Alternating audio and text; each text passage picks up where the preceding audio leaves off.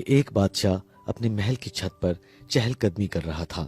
اسی دوران بادشاہ کی نظر محل کے نزدیک ایک گھر کی چھت پر پڑی جہاں ایک بہت خوبصورت عورت کپڑے سکھا رہی تھی۔ بادشاہ نے اپنی ایک باندی کو بلا کر پوچھا کہ یہ عورت کون ہے؟ باندی نے کہا، بادشاہ سلامت، یہ آپ کے غلام فیروز کی بیوی ہے۔ بادشاہ پر اس عورت کے حسن و جمال کا جادو سا چھا گیا تھا۔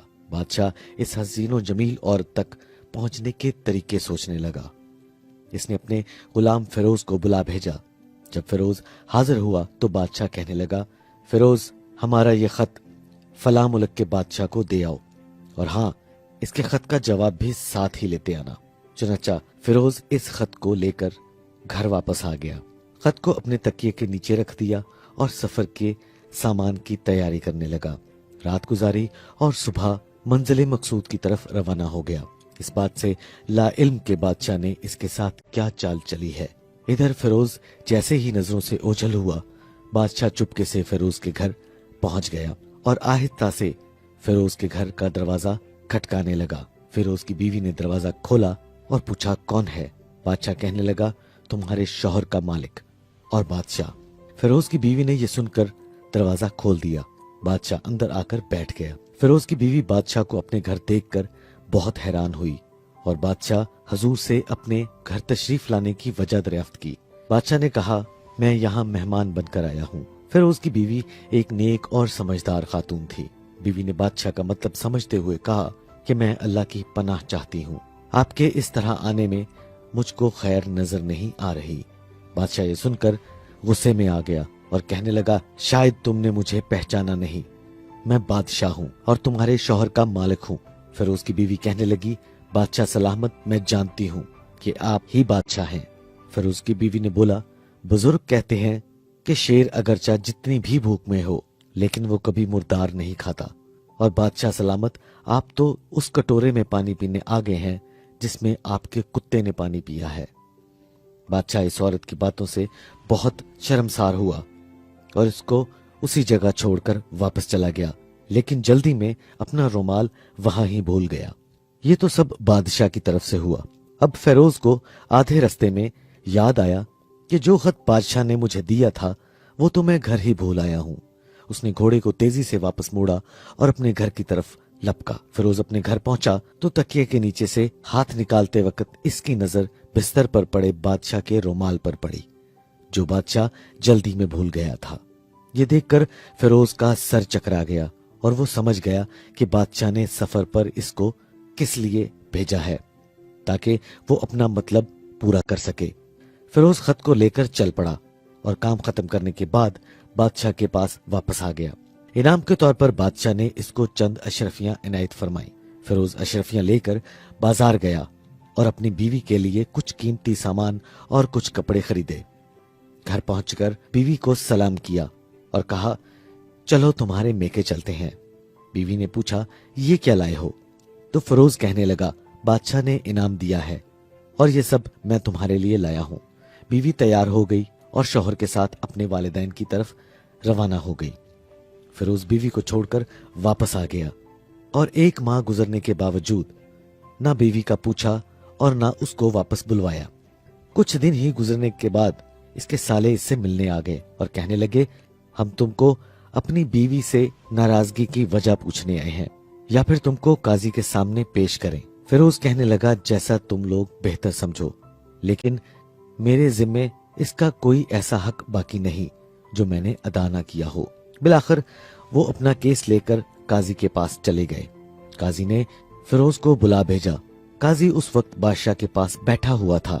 لڑکی کے بھائیوں نے کہا، ہم نے پھلوں سے بھرا باغ اس آدمی کے حوالے کیا تھا، اس نے ہمارا باغ اجاڑ دیا، سارے پھل کھا گیا اور درخت کاٹ دیے۔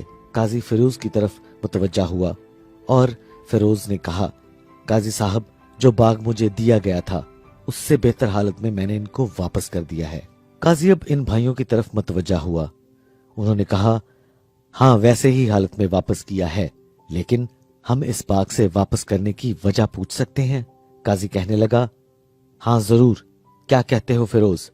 فیروز نے کہا، قاضی صاحب، میں باغ کسی بغض اور نفرت کی وجہ سے نہیں چھوڑ رہا، بلکہ اس لیے چھوڑ رہا ہوں کہ ایک دن میں باغ میں داخل ہوا میں نے वहां शेर के पंजों के निशान देखे। बस मुझे खौफ हुआ कि शेर कहीं मुझे नुकसान न पहुंचा दे, इसलिए मैंने शेर की इकराम की वजह से बाग में जाना बंद कर दिया। बादशाह जो टेक लगाकर ये सब बातें सुन रहा था, सब समझ गया और कहने लगा, फिरोज अपने बाग की तरफ अमन और मुतमईन होकर जाओ।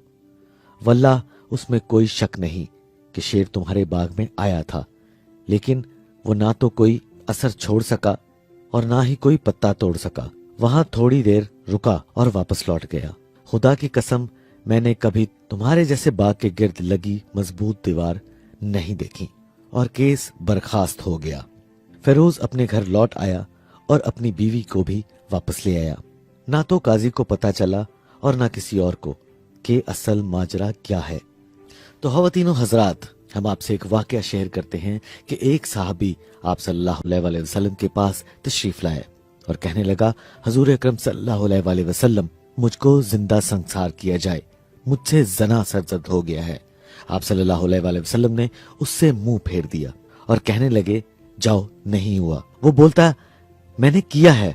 आप सल्लल्लाहु अलैहि वसल्लम ने कहा, जाओ जाओ, कोई नहीं किया। वो एक बार फिर बोला, हजूर मैंने किया है। इस तरह वो 4 दफा बोला, मैंने किया है। तो फिर आप सल्लल्लाहु अलैहि वसल्लम ने इसकी जान बख्शवाना चाही और कहा कि कहीं ये नशे में तो नहीं। अगर इसी तरह भी ये मसला हल ना हुआ तो आप सल्लल्लाहु अलैहि वसल्लम ने एक और रास्ता इख्तियार फरमाया और कहा, भाई ये पागल तो नहीं। कोई एक आदमी कहता ये पागल है तो आप उसे उठा देते। फिर कहा, कहीं ये नशे की हालत में तो नहीं।